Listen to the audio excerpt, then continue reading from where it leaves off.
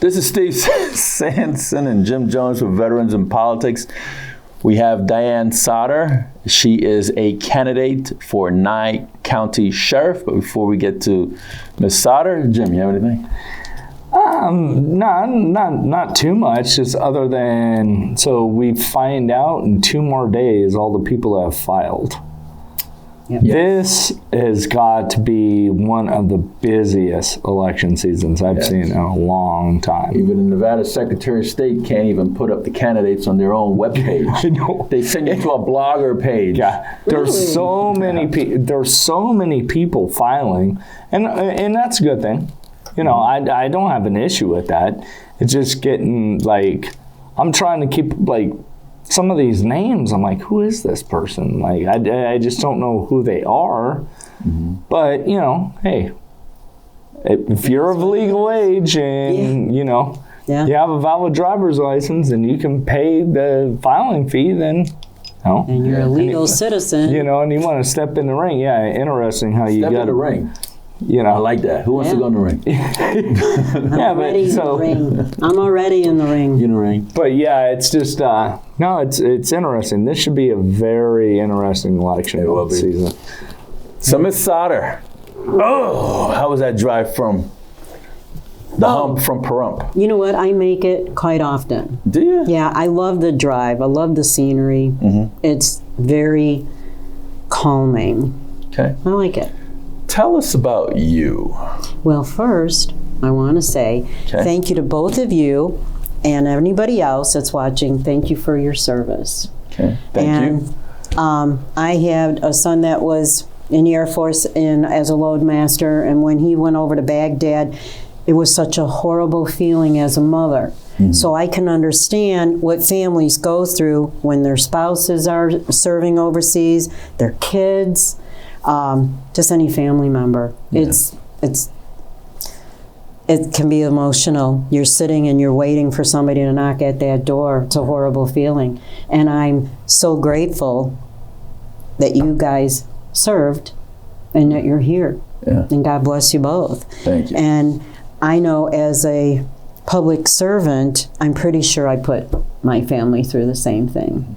But I felt like that was what I was meant to do. Uh-huh. And I did it, you know, without a hesitation. Okay. You know, I started out at working for a company called WellsFargo, not the bank. Uh-huh. It was Investigative, Protective, and Undercover Services. What we did was we helped the investigators in Chicago. We backed up them to help investigate through the DA's office. It's kind of a private contractor. Yeah, you know, we got hired to go in and help the investigators. You're not taking Jimmy the Fingers job away, are you? No. All right, because he needs to get a paycheck. Okay. He gets paid in cash. Oh, all right, under the table? I liked it. I started off doing the investigations, and then I ended up being a bodyguard for a woman from India for 3 years. Yeah, well, my hair was really long, it's black, and she said I fit right in like as if I was her daughter. Could you be my bodyguard? Because I think I need one. I actually could. All right. You pack? I pack all the time. How many you carry? Usually I carry a .40 caliber Glock, and then I got a 43 x 9mm.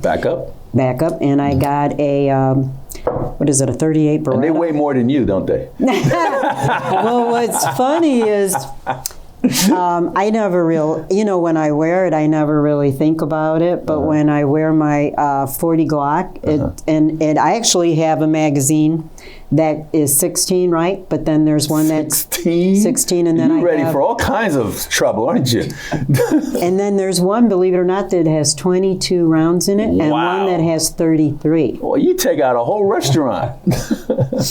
Well, I always believe that when you're going to pull your gun out, you're going to either use it or you're going to put it away.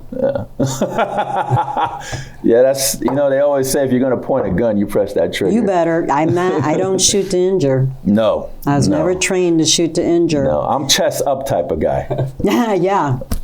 Yes, I am the same way. And I shoot righty and lefty. Both hands. Both hands. Oh boy. Yeah. You have any type of combat fighting skills too? Yes. I was taught that.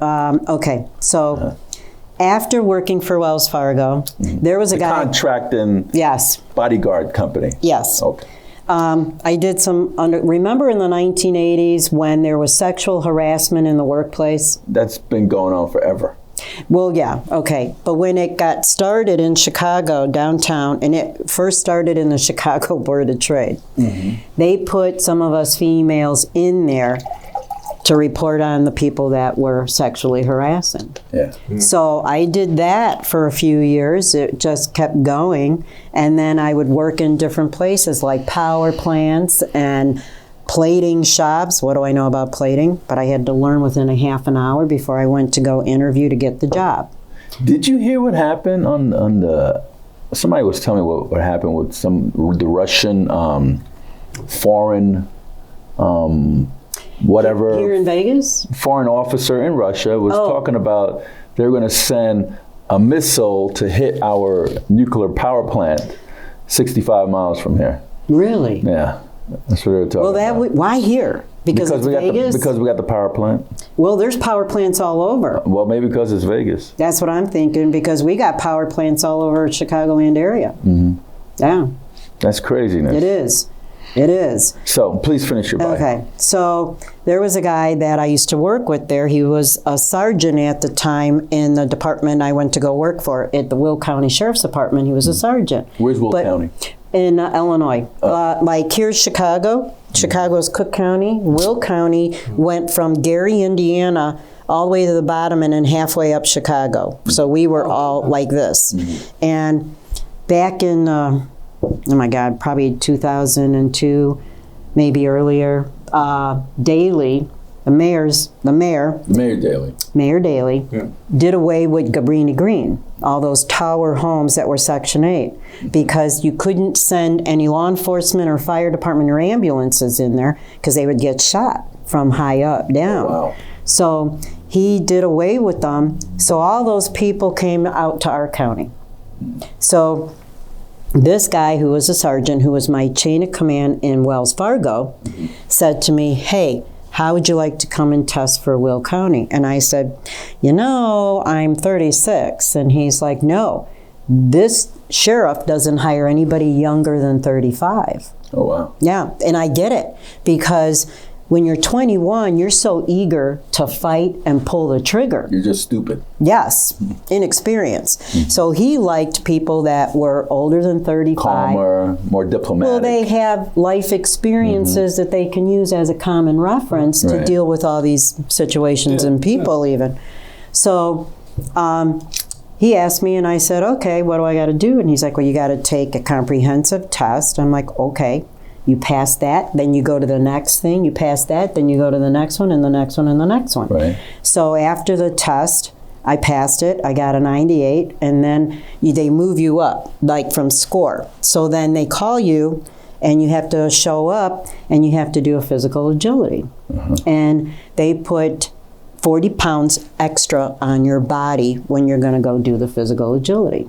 Okay. And at that time, I was 180 pounds. Okay. So I was like... You were 180 pounds? I was heavier than that at one point. Really? Where did you put that food? No, it wasn't food. It was, well, I'll get to that.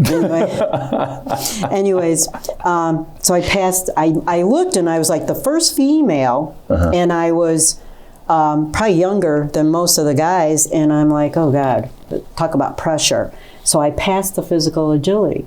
Well, you had to climb over this wooden wall, and I'm like, 6-foot wooden wall, I'm 5'2". I'm like, this is not gonna happen. Right. So I got mad at myself, and I said a really quick prayer, and I ran up, and to top it off, this is outdoors, and it's sleeting. And I'm like, oh great, you know? Right. So I run, I put my foot, and I grabbed, and I slipped off. Oh, so boy. I went back, and I'm like, come on, Diane, how bad do you want this? And I ran again, jumped up, and I thought, I'm not gonna make it. I'm like, come on.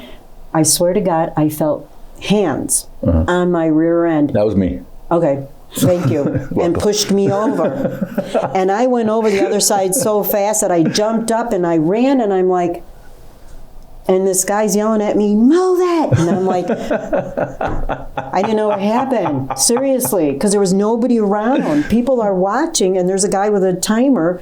So I continue on, and at the end, I just remember the end, that part in the end. And there's a 167-pound dummy in the back of a squad car. I grabbed it, and I knew how to grab him, and I pulled him out, and I had to drag him so far past the line, and I dropped it, and I stood up, and I go up to the guy, and I go, how'd I do? He goes, well, you had 3 seconds left. I go, okay, see you the next one. I got in my car, and I was like, oh my God. All my muscles just went, and I got home, and I couldn't get out of the car. I didn't have a cell phone at that time. What year was this? 1996. Oh, okay. So I didn't have a cell phone, and I'm sitting in the driveway in the car. They had those big Yes, remember the bricks with the antenna? Yeah, okay, yeah, I had one of those.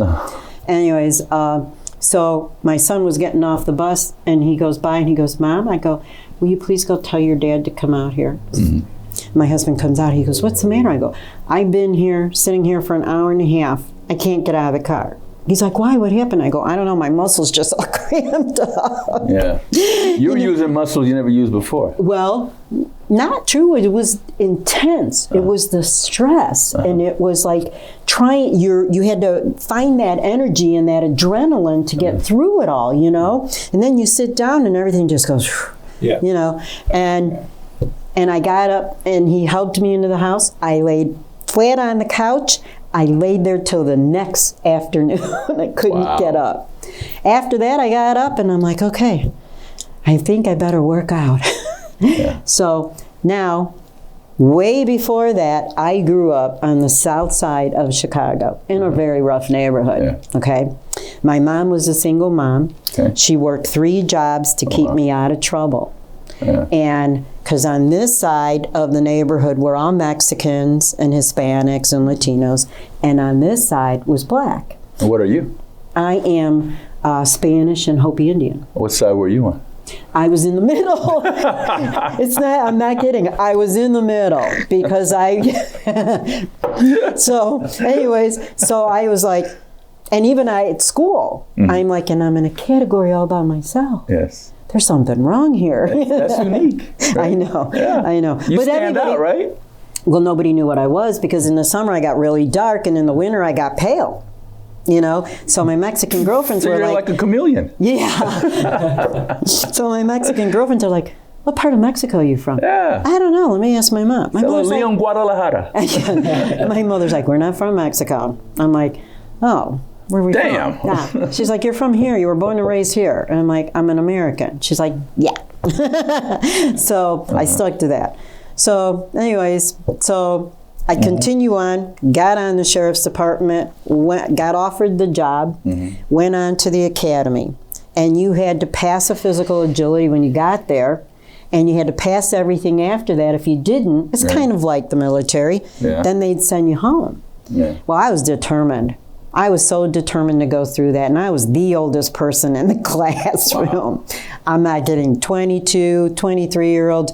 Mom, I'm like, no, I am not your mother. Who called you mom? Oh, all kinds of people. Oh, you should have backhanded them. Well, So, and I'm pretty sure that my instructors were not that much older than me. Yeah, so I got yelled at a lot. They were really hard on me. I hated running. I always was the last person, but then I started pacing myself with the person in front of me, and I did fine. Okay, so when I got out, I met the sheriff again, and what I noticed was there was none of the guys were under 6'4", and the women, the next one above me was 5'10". Wow. And she was my first FTO. But and explain what that is, FTO. Oh, field training officer. You ride with them. In a year's time, you ride with 3 different officers. This way, you learn some of the laws. You learn how they interact with different situations. Different approaches, yes. Yeah. And then you kind of create your own. Did they teach the Constitution? That's a no. That is a no, because, yeah, we never talked about it, but whenever we came to a situation when we would, okay, so we didn't write reports, we dictated them on the phone. Secretaries typed them up, we viewed them. If we approved, we signed off. If we didn't, we made corrections and they'd correct it. But we still had to know what we call here the NRSs, up there the ILS. So What does that mean, ILS? Illinois law statute. Yeah, it's just the Nevada state. revised statute. Right. Gotcha. It's and our books were like this. Okay, we would call it the Bible. Okay. Yeah. Hand me the Bible so I can look it up. You know, when we were going to dictate our reports. Okay. So when I met with the sheriff again, because I also had to interview with the board. So after I interviewed with the board, they ask you questions, you answer them, and all I remember was thinking. That my brother said to me is, think like a cop when you answer. And I'm like, well, I was never a cop, so how am I going to do that? So I went to the library and got books. They got all kinds of cop shows out there. Not then. Not then. Yeah, you got Miami PI. Well, yeah, the Hill Street Blues. Yeah, but that was You just... got Mission Impossible. Oh, that's not a cop show. Yeah, but to me it wasn't real. Oh, Magnum PI. That's who I was looking for. Magnum. You got Hawaii 5. Oh, come on now. You guys are cop shows out there.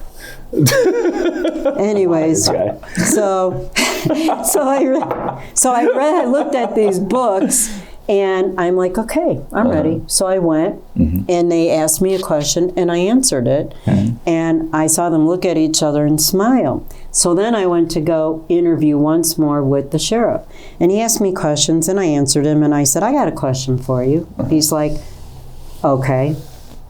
And he was this older gentleman, roly-poly, what is that, Humpty Dumpty looking type of guy with his pants way up here, you know. Very jolly guy, though. Very positive. Like Santa Claus. Yeah. Better, I think. Oh, wow, better. Yeah, just nicer all the time, jolly. Did he bring presents? No. Okay. So I asked him, I noticed that you got tall guys, tall women. You know I'm 5'2", right? He's like, yeah. And I go, I don't get it. And he's like, well, the guy we're going to put you with is 6'6". Oh, wow. He's our biggest guy, and I think you're the only one that'll fit in a car with him. And I go, are you kidding me? You could have just hired me and not put me through the academy and all this torture. Yeah. He goes, no. He goes, I like you because you're spunky. You were always asking questions that nobody wanted to ask. And you stood there smiling when the instructors were yelling in your face.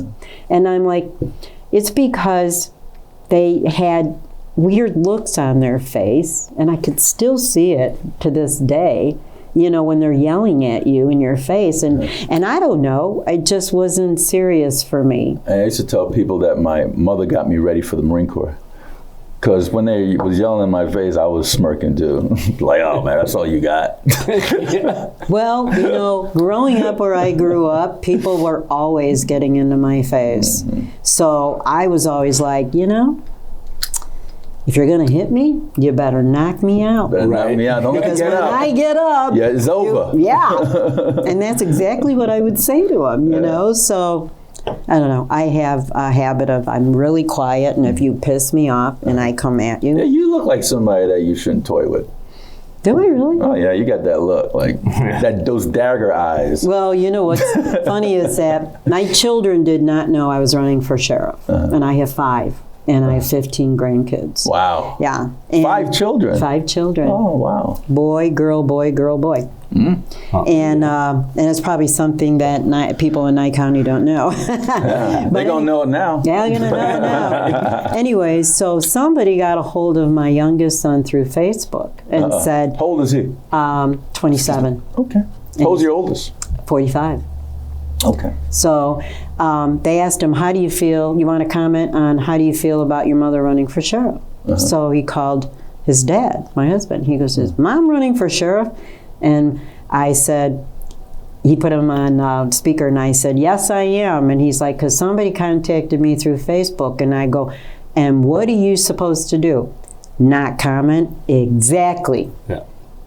I said, and then I called my oldest son, and I said, this is what I'm doing. And if somebody gets a hold of you, no comment. You don't even respond. Pass it on to your other siblings. Your youngest brother already knows. So I did a little research on you. Okay. Yeah, very interesting. Yeah? Yeah, tell us about your little undercover work. Okay. So I got bored working Naturally. for them. Yeah. So I had an opportunity. They created a task force, and I heard about it from another guy. They were creating a task force in Chicago. The lead guy was a captain in the Chicago department. But Chicago has so many districts. It's absolutely Did you meet ridiculous. Obama, by the way? No. Oh, okay. Nobody even knew about him. Somebody grew him in their garden or something. I don't know. He just kind of came up out of nowhere, like. We never heard anything he did for anybody there. So I don't know. I don't know what to tell you. Well, you lived in the wrong community then, because he was a community organizer. Yeah, and you were in the middle of the black and the Hispanic, so if you would have went over I think the other if side, I would have met him. No, if I would have went back, like more south, then I would have been in his area. Oh, okay. More south. Oh. I was too far north of him. Too far. Go ahead and continue. I was just kidding. No, it's okay. Anyways, Today, I'm just humorous today. that's good. You got me on one of my humorous days. Oh, and what? Saturday, I might not be so humorous. So. Oh, really? Okay. So, anyways, so Plus, I know you're packing. I don't want to piss you off. So I had an opportunity to apply to work in a gang task force. And I thought, okay, well, what area are they looking at? And 26 in California is basically the center of where the Mexicans, Latinos, Hispanics are, but predominantly MS-13 and the Black Asians. And when they told me where, I said... The Black Asians, now that's how do they look? Okay, all right. Sometimes the people in Mexico that have native in them, they got a little bit of slanted eyes. Well, that's exactly what the Black Asians look like. If you don't know... They got a gang named right after how they look?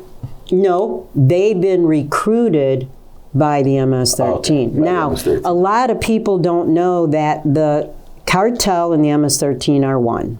I thought the MS-13 came in from Central America, no? They did.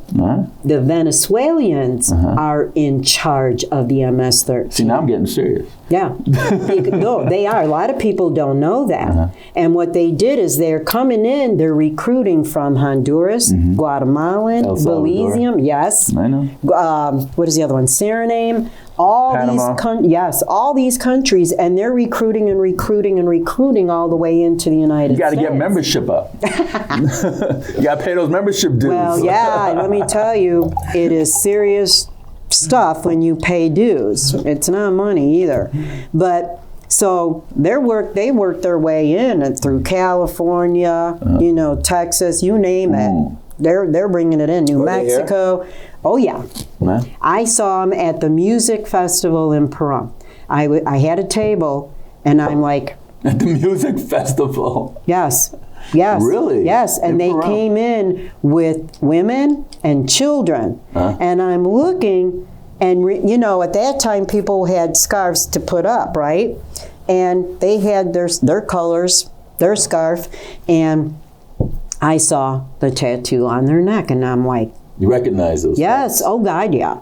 They have other tattoos. Yeah. So you were undercover in Chicago? In Chicago, deep inside Chicago. With the MS-13. I was inside. What was your name? Okay. They asked me. I know some things. Okay. They asked me. And my husband always... And I want to see your tats, too. I don't have any. None? I don't have any. How you got away with that being on the cover? I had fake tattoos. Oh, and they couldn't tell the difference? No, because in the wintertime, you're covered up. It's cold up there. You were only like a seasonal undercover person? Hold on. No. 9 years, 10 months. 9 years? 10 months. 10 months undercover? But let me tell you something. And did you go through psyche evaluation after that? Yeah, I actually did. I was fine. 9 years and 10 months undercover. Oh. Yeah. Come on. No, seriously. I'm That's I'm a not lot. The same person. I understand. I was heavier. and I had long hair, and then I cut it like a little bit So you really shorter. do know how to fight. Street fight. Oh, yeah. You better believe it. And to top it off, I took a year of boxing. Because You probably shank up a few people in the 9 years and 10 months. well, they didn't like me. So, Habla español? un poquito, como quieras. Okay. Como quieras. But they, try to, do you know Salvador? The Salvadorian language? Do you know the Venezuelan language? I've been around a few El Salvadorians. In fact, I was in El Salvador years ago. Okay, so I met people that just spoke that. I met people from Honduras, and so I'm like, I forget Guatemala. I don't understand what you're saying. But a lot of them spoke broken English. But when they were around white people and blacks, they never spoke English. You were undercover for almost 10 years. Yeah. That is a lot. But I barely made it out. That is a lot. It is. You must have been tested so many times. Oh, I was. And you had to have a poker face because when they did something, they would look at you. They're watching you to see what kind of expression. You must have witnessed a lot of stuff. Yeah. I like to have a show just talking about your undercover stuff. Yeah, but I don't want my husband to see it. Fascinating. I don't want my husband to see it because he knows I worked at the gang unit. He just doesn't want to know details. What details. happened? Yeah. I could just. Yeah. I know a lot of gangbangers. Yeah. So I could just imagine what you went through. When I decided to run, especially being a female. Yeah. Well, I was with the females, and they're the ones that really taught me how to use a knife. Yeah, I could just imagine. And I couldn't let them know, the guys know that I knew how to shoot. Right.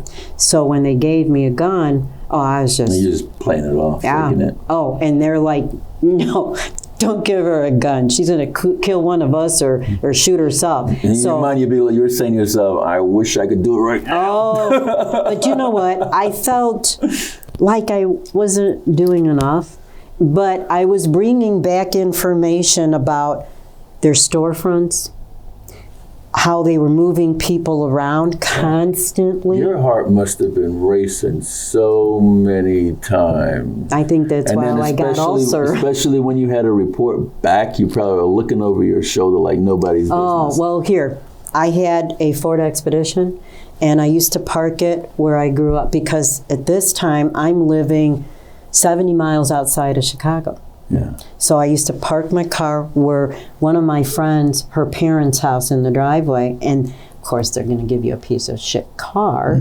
So I would go and pick that car up and drive way over to where I had to go. So when I went back, I would go here, pick up my truck, and go. Did they never suspected you at all? At the beginning, Yeah. but I went in with another guy who was no taller than me and pretended to be my brother, so we could watch each other's back. Yeah. But they had other people. But you have to understand, in Chicago, they have areas that they concentrate on. But then there's a head guy that's in charge of this area and this area. Why did you do it though? Well, you have to understand, where I grew up, a lot of the guys that I knew got into that. It was all around me. So, I don't know. I think it's because I was used to it. I like to just listen to hear what's in your head.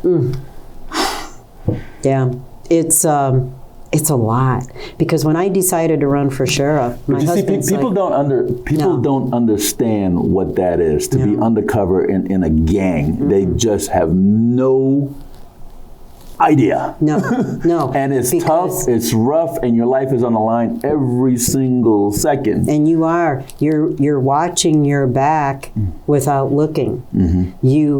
I started to trust my instincts, my woman's instinct, and it saved me a few times. I never smiled. You must have witnessed a lot of violence. A lot of violence. I saw them kidnap somebody, and I can't say. And It was in, When they kidnap, they torture. yes, thank you. I know. And not only that, but this person, all kinds of people were looking for this person. And I went into a back of a warehouse where they had offices that in rooms that you didn't even know were rooms. And I went in there, and there was a door cracked open, maybe this much, and I happened to be walking, and I looked in, and I looked straight ahead, and this guy that never liked me was looking at me. But I looked into this room, and I thought, oh shit, I shouldn't have looked in that room. But I'm looking at him, and I thought, don't make an expression, just look at him. Don't and show I fear. thought, yeah, and I thought, one of these days I am going to kill you. Yep. And that was the guy everybody was looking for. So what kind of product were they moving? Arms, Oh, my women, God. what? Well, Drugs? human trafficking for Okay. sure, all ages, from all kinds of places. Now, Houston was the hub for human trafficking, okay? And then they would bring them up. They would go all over the place, right? Even here to Vegas. They would ship them out like they were cattle. Yeah. And it was sickening. Yeah. And they moved a lot. At that time, it was a lot of coke, heroin, oh my God, everything. At that time, I never even heard of fentanyl. Was your cover ever blown? No. No. How did you Get out? get out? Well, that guy I told you that didn't like me for whatever reason. I wanted to. There were several times I had the opportunity, but I thought, wait a minute, I'm the only one in this place with him. If I kill him, they're going to know it's me, right? So I didn't. And I felt everything that they were doing, I always thought, this is a test. This is a test. You're not this is worried a about your test. safety now? I'm a little bit, because I never had any social media. So now I have Facebook. But nobody back home, not even my friends, they all know I don't do Facebook. So they're not out there looking for me. And I look different because I'm 80 to 90 pounds lighter, and I'm older. And back then I looked butch and didn't wear makeup. So you look like a lesbian. Yeah. So, and I think that's probably why I go out of my way to look more feminine, maybe. But I like dressing up. I love clothes now. Yeah. And shoes and all that kind of stuff. I'm a girl. But I loved that job. I felt like I was making a difference because I was bringing information You're back. constantly in danger every second. But you are as a cop. You're a target wearing that uniform. But that's even, come on, Diane. You know, being a cop, you go home, change your clothes. I'm undercover in a gang task force. It's a whole different animal. It is. But you know what? I looked at everybody else that was coming in to do it, and I thought, they're no better, no different than I am. We're here for a purpose, and that is to find out how they move everything, how they move the people, and they were constantly moving. We were constantly moving to a different location, constantly. These guys, these top guys, had different cars. There were different people coming in. You can hotwire a car, can't you?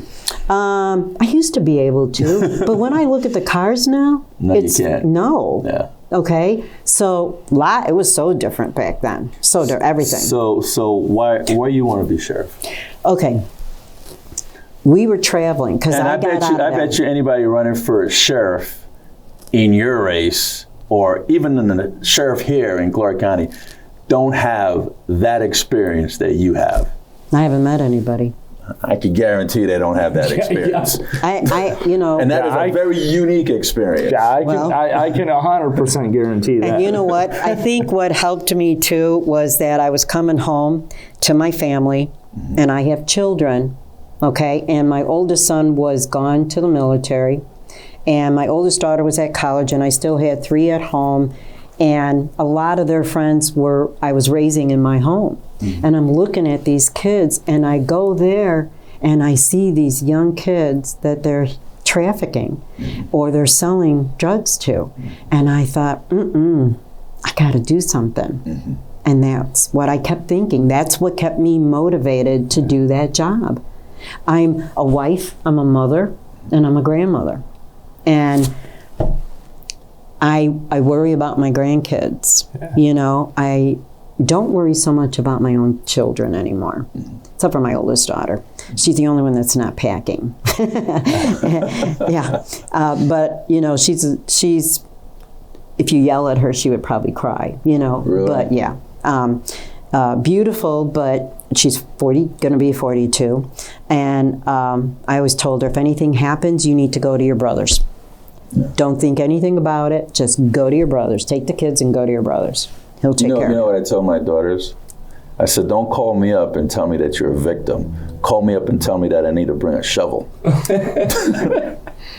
Hey, we're out That's here in the shocking. desert. Yes. Okay?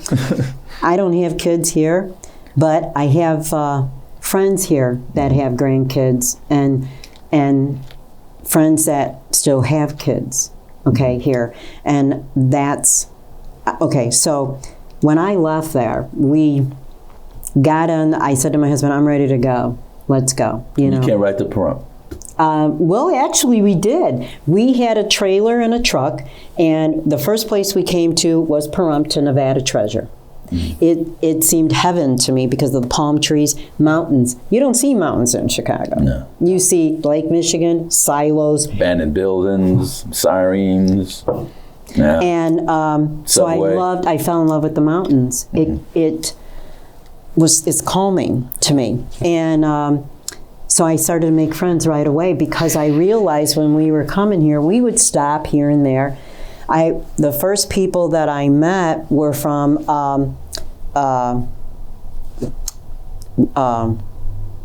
Nebraska. I wanted to say something else. Nebraska. And very nice people. Yeah. And I realized, oh my God, I'm so tight, so high strung. I'm like, I'm not doing that job. I gotta, you know, and I noticed my husband would look at me sometimes like, what's the matter? Your husband's probably scared of you. Am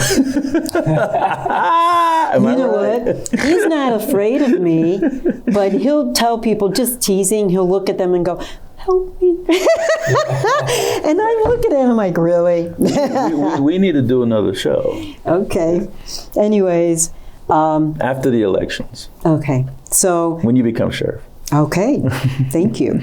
And so I noticed that I was really tight and just not trusting, not wanting anybody, not even 5 feet near me, okay? And I thought, I gotta relax a little bit because everybody I met was so nice. I got a question for you, going back to when you were on the cover. Okay. Did you ever get arrested?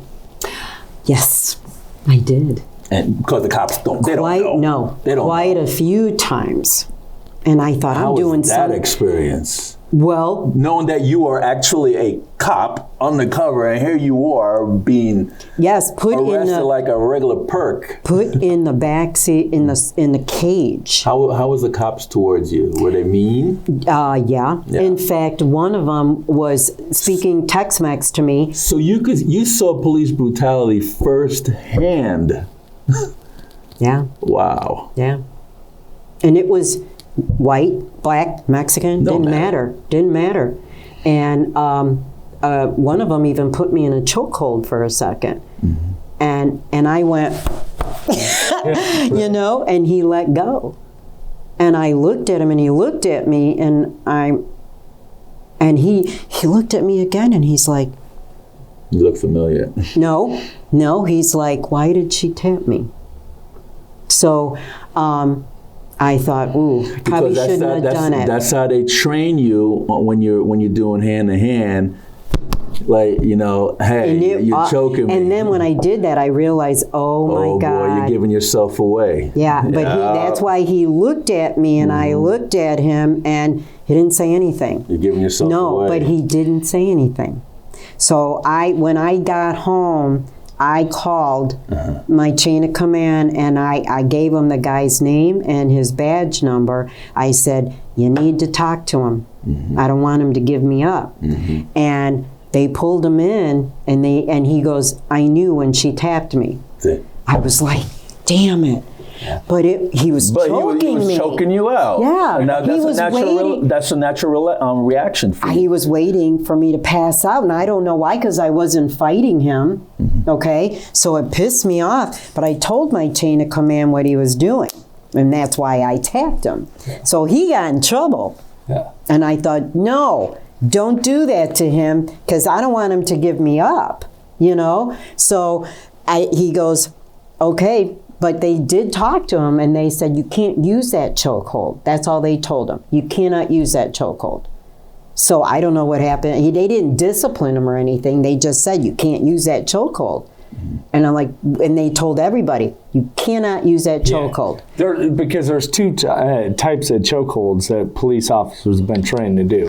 One is the arm bar. Yep. And then the other one is the carotid. Right. Where they come under where here. You grab them, you put them in here, and you push them, and you pull this way so that it's on both sides. Yeah, it just cuts it off enough to where you pass out. Yeah, well, I did that when I was in traffic. Yeah.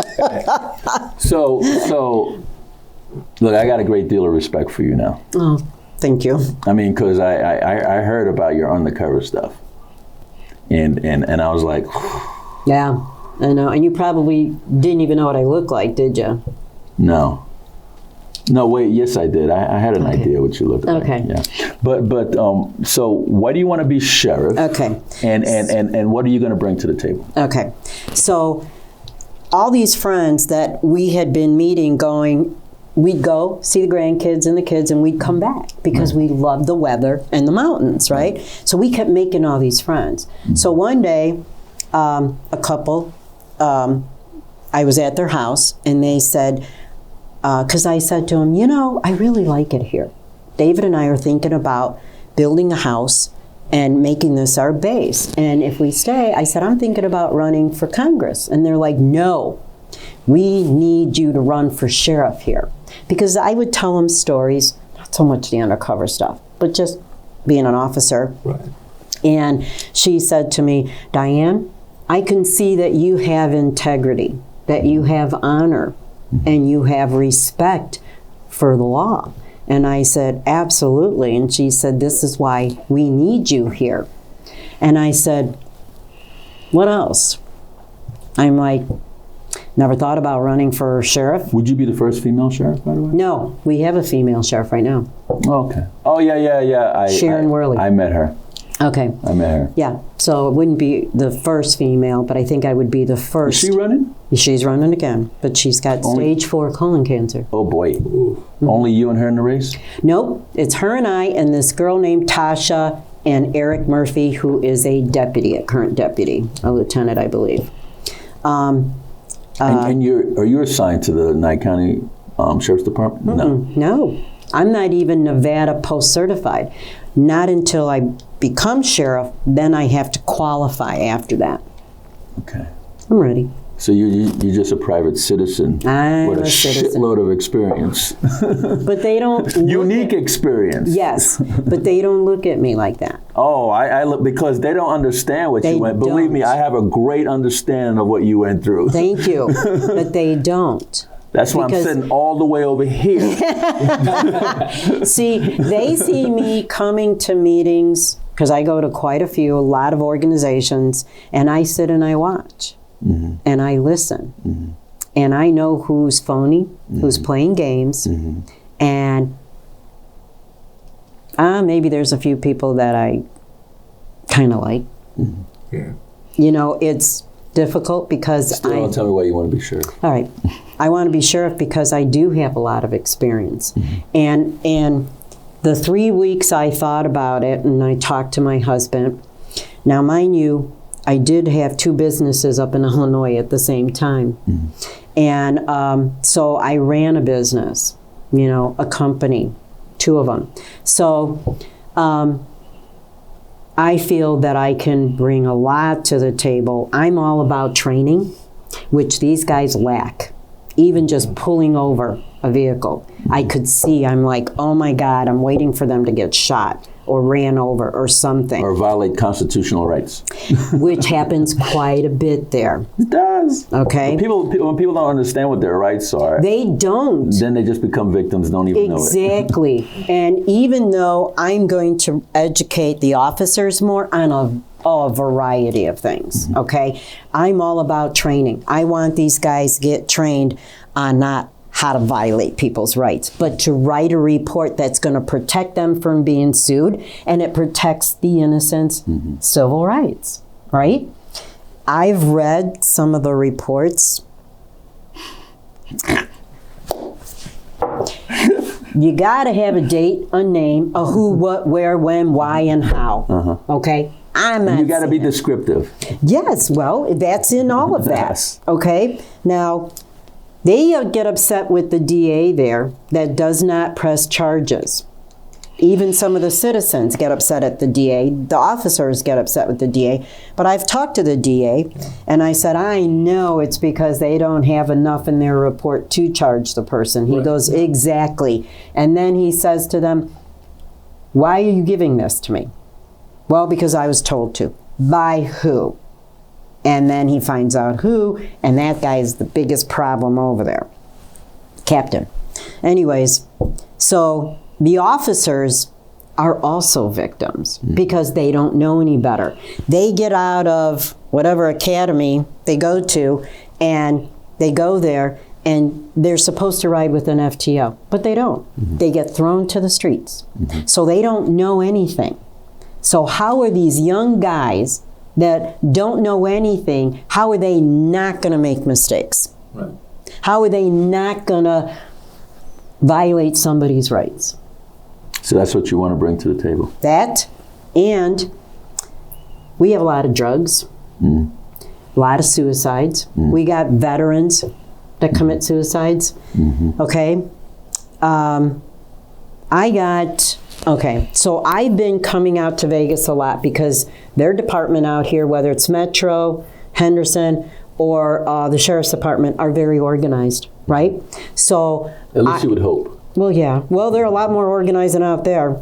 But I tell you, I want to bring Nye County up to date with training and getting more officers there, okay? I want to recruit from some of the academies because there are people that will pay the $5,500 to go to the academy. But, of course, we want to do background checks, right? Yeah. Do all of that before we offer them a job. But before that, you got to have money. They're paying them $18 an hour right now. Who in the world is going to put their lives in harm's way for $18 an hour? So that's number one. Number two is I want to recruit, bring people in. And the guys that are there and they're trainable, I want to move them up and maybe have a gang and drug task force, a human trafficking task force, K-9s, because we need them, okay? I want to educate the schools, the faculty. And you have something we don't have down here, which is the brothels. Yeah. Well, somebody asked me, what are you going to do with the brothels? Nothing. Well, nothing. They're legal business. Exactly. It's not illegal. Those people got to work too. There's a great restaurant in there. There's a museum. What is wrong with it? Yes. And which one? I don't know. I haven't been there. Oh. Steve's trying to pretend like he hasn't. Oh, I know. Okay. Anyways, so I said. Do you have a dispensary up there? Yes, we do, actually. And in Amagosa, we have... You can't have brothels without weed, you know? Well, we got 2 marijuana farms, and we got a hemp farm, and we got dairy farms. You got a farm? Mm-hmm. Okay. Yeah. Yeah, people complain out there. I'm like, well, when the wind blows a certain way, you're going to get the marijuana. When it blows from this way, you're going to get the cows, the manure. You have to move. I would move if you don't like it. And then you have you have a wine. Oh yeah, the wineries. Yeah. Oh yeah, I live next to a winery. Yeah. Nice. Yeah, in an RV park. I got a question for you. So, Nye County Sheriff, besides Pahrump, does that encompass literally the whole county of Nye? Oh, yeah. Because that's a huge county. It's 18,000 plus square miles. Yeah. It's the largest county in the Nevada. state and the third largest in the United States. And I had to pick Clark that was one. No. Was the Well, we're talking about land mass. Land mass, yes. Yeah. Land mass. We got people mass. You got people mass, which somebody said to me, you should really run for clerk. I'm like, no. If I wanted to run for sheriff, I'd go up to Cook County. Because there hasn't. I don't think there has been a female sheriff in Clark County. No. No? In fact, I know Stan Height very well. Good friends with him. I've met Joe Lombardo. I've not met, McCahill or something like that? Kevin? Yeah, I have never met him. Have you met Stavros Anthony? Yes, I have. Several times. Have you met Steve Sampson? Yes. Okay. That guy, I'm going to have to do a background on that guy. A deep dive background, please. Deep dive. Let me call my peoples. Call your people. Let me call my peoples. You start doing background checks on us too, and it's going to be a long list. Well, Steve's won't be, but mine will. Yeah, there's certain military records you won't get in my background, no matter how badly you ask for it. You know what? I get asked all the time in Nye County. They think they're tripping me up, and they're like, "Well, we can't find anything on you, so we don't think you were a cop." And I go, "Well, you know what? I don't care. And if you want to know about me, you're going to have to legitimately." From the Secretary of State. But that's exactly right. They're not supposed to find anything on you. Thank you. Because you were on the cover. Yes, but Will County had a start date and an end date. And that's all they would give them. Right. They're like, all we could say is you started on this date and year and you ended on this date and year. Yeah, it's just like proof of employment. You call somebody up, they say... Remember, you used to be able to do that, but you can't do that anymore. They have to actually challenge my background, and they would have to go to the Secretary of State, and I have to sign off on it, and I would be laughing. And they'd have to fax that up there, and they'll just give a start date and end date, and that's it. So, okay, let me challenge you. And I challenged... couple of them. So, Miss Diane Sauter. Is there anything else you'd like to talk about? Yes. That we haven't covered? Okay, so I come out here a lot, right? So I got invited, the word got out, and it probably was TK. I got invited to see a preview. Who's that? TK. Very, very special friend, good friend, wonderful person. She, I adore her. We're only a month apart, her and I. So we think a lot alike. No, you don't. Okay. You were on the cover for almost 10 years. Yeah, but I'm not on the cover anymore. I'm kind of you out still there. got it in you. Yes, okay. I also have a sense of humor, which I think, which I never had during that time there. Right. So it's all out now. Anyway, so I got invited to go see this preview. It was an 18-year-old boy from Washington that this woman and her daughter got a hold of him because they live in Houston because of the human trafficking, right?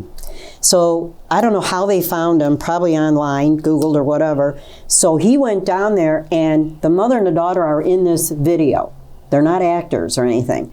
And it's a 17-minute video, and it's called Groomed. And it gives 8 points of what a human trafficker looks for. So I sent this to one of the board members. What are these 8 points? I don't remember them. Now give us a couple. Okay, so when a child when they notice that they're kind of isolated away from friends, don't have friends, and you see them out by themselves all the time, human traffickers watch. And they'll target several kids at one time, and they watch them. And if they see them with no friends, they're riding their bike around, and they start contacting them on Facebook. And they befriend them, okay? They don't go drive up the kids and kidnap them in the car, right? No. It's a long process. Oh, okay. They're befriending them, saying, oh, you know what? I was going to drive my daughter to school, and she only went 2 blocks away. Oh, hey, I've heard of kids being kidnapped a block away, so parents lose sight. Yeah, not watching. I will kill. I'm telling you. I'm telling you. On TV. I'm telling you. I always told my husband, if something happened to any of my kids and now my grandkids, on TV, you won't see me anymore until the task is done. So anyways, I was just kidding. Anyways, so I'm not kidding. I'm serious. okay, I believe you are. You call me. You call me, I can help. Yeah. So anything for kids, I'm telling you. So I introduced it to one of the board members, and he sent it to all the other ones. Yeah. So I went to a board of education meeting, right? The board of education meeting, and I asked them if they saw it. They all just sat there looking at me. I'm like, yes or no? Well, we can't comment on stuff like this. And I'm like, are you serious? This is a serious issue. Yeah. We need to bring this to the faculties. The teachers need to see this in case they're the ones that are sitting with the kids. They know who that child is, you know? And the parents need to get educated. The kids need to get educated. So besides that, I want to bring awareness about signs and symptoms of drug and alcohol abuse. The groomed to the officers too, the signs and symptoms of drug and alcohol abuse with anybody. Could be grandparents, could be parents, it could be kids. Anybody, okay? I want to educate the officers in this. I also want to educate them, bring some social workers and counselors in to help them on how to de-escalate situations with the mentally ill. Okay? They need to learn that because they don't know how to do that. All they're doing is arresting them and throwing them in jail for 24 hours, 72 hours, and then kicking them back out. They're not getting any help. You guys are just putting it down on paper saying, ooh, I just arrested another person. What, you're going to keep arresting the same person? And I got a funny feeling that's what they do with sovereign citizens, a nationalist. They know who they are. They know they don't have a driver's license. So the minute those guys are being too mouthy with people and they call the police, they don't know how to deal with these guys. Yeah. Why arrest them? Because the judges aren't going to do anything with them. And they're just going to kick them back out of the court, out to the street again. So they have to learn how to handle these people. And that's what I want to teach them. And I want to teach the community, okay? It's not just going to be educating the officers, it's going to be retraining the community. The community in the sheriff's department right now, their relationship is broken. And we got to repair that. There's no respect. Yeah. And the guys, their morale is so low that I want to bring back integrity. Yeah. The respect that they need to earn. Yes. Okay. Honor, loyalty, accountability. Because I believe when you're accountable, you have to take responsibility for your actions. Otherwise, you're forever chained to a defense. Yes. Right? Because you're always defending yourself. Yes. Right? So, also, they have auxiliaries. Oh my God, it's a mess. The sheriff right now is giving the auxiliaries permission to use their weapons. Auxiliaries carry weapons? CCW. No. As long as they got a CCW. Now, a CCW is what? A concealed weapon, right? You shouldn't be able to see it. Well, they're open carrying while they're in uniform, but they think it's okay because they got their CCW. And I told them, stop doing that. And then, because she doesn't have enough guys, so she's trying to utilize as many people as she can. So you're going to open up the hiring process? I am, but where are you going to get the budget from? Well, that's what I'm going to have to do, and I feel that I'm going to have to get involved in legislature to do that. I'm going to hound the commissioners to help me to get more money. Now, there's a lot of issues. I mean, I could go on and on, because right now, county is pulling people over on a state highway. The people get a ticket for a moving violation. They go to court, and when they complain about it, they'll knock it down to a parking ticket, but they pay the state because it's on a state highway. Well, the state says they're reimbursing. Where's that money? Yeah. Well, Ms. Sauter, we're running out of time. I'm sorry. And I probably could talk to you for another 2-3 hours if I wanted to, but we're running out of time. Thank you for coming. Thank you for having me. All the way from Pahrump. Hey, over the hump, Pahrump, right? Over the hump, Pahrump. And I'm with a good friend. And you didn't bring us any weed or anybody from the brothel. You're supposed to give it a gift. when you come? We did. We brought toys. She brought it. I'm messing with you. No, I was messing with you. So Mark is gonna give me that. Mark is gonna zoom in on you, Oh, don't. 10 years younger. and I'm gonna please. move the flag. He's so going to you make get a me good 10 zoom. years younger. And He promised. I'm going to hold you to it. I know where you are. Oh boy, in trouble now. She packing. And then and she was on the cover for 10 years, so she can make you disappear. And then Lots of desert out here. and then you could tell the folks why they should vote for you in Nye County. Okay. And your point of contact. Okay. All right. My name is Diane Sauter, and I am running for Nye County Sheriff. I believe that I can bring a lot to the table. I'm concerned about the seniors, the veterans, even the homeless, crimes against everybody, children. I want to educate the teachers, the parents, the students, everybody on what's happening in Nye County, all the crime. I feel that I have so much to offer. I have a lot of experience in my background, and I would appreciate your vote in the primary June 14 this year. And my number is 775-253-0784. Thank you. God bless. You got a website? I got a website. It's called serve@NyeCounty.com. I was like, spit it out, Diane. Well, thank you so much, Matt, for coming on the program. Well, thank you so much for having me. It has been. It woke me up. Oh, Yeah, I was awake in this one. I was falling asleep in the last one, but this one would wake me up. well, it's been a pleasure to meet you, honestly, and you too. And I thank you guys again for your service. Seriously. Absolutely. And what do you guys say? Semper Fi. What does that Hoorah. actually mean? Always faithful. Always faithful. In Latin. It's in Latin. Folks, that's Diane Sauter. She is running for Nye County Sheriff, and she has a very, very unique background she wants to bring to the sheriff's office.